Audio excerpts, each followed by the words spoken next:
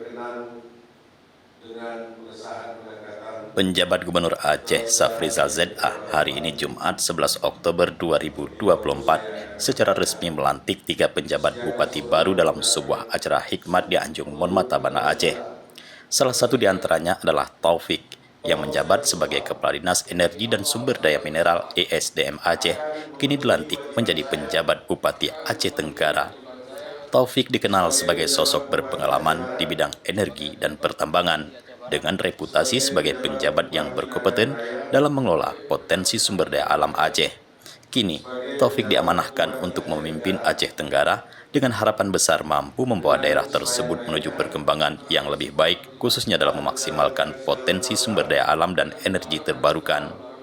Selain Taufik, 2 pejabat lainnya yang dilantik adalah Azwardi Abdullah sebagai PJ Bupati Aceh Barat dan Iskandar Api sebagai PJ Bupati Nagan Raya.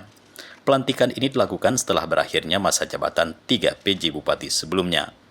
Dalam pidatonya, Safrizal menyampaikan harapan besar agar para pejabat yang baru dilantik dapat melaksanakan tugas mereka dengan amanah dan profesional. Pelantikan ini juga dihadiri oleh sejumlah pejabat tinggi pemerintah Aceh.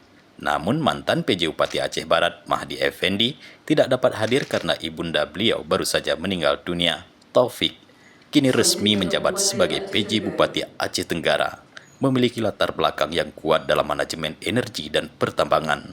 Selama menjabat sebagai Kadis ESDM Aceh, ia berhasil membangun kebijakan yang berdampak positif bagi sektor energi di Aceh.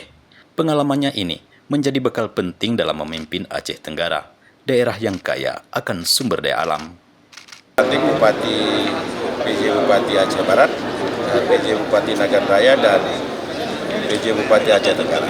Karena PJ yang lama telah berakhir masa tugasnya yang cukup panjang, sekarang ditunjuk pejabat Bupati yang baru dan baru saja dilaksanakan.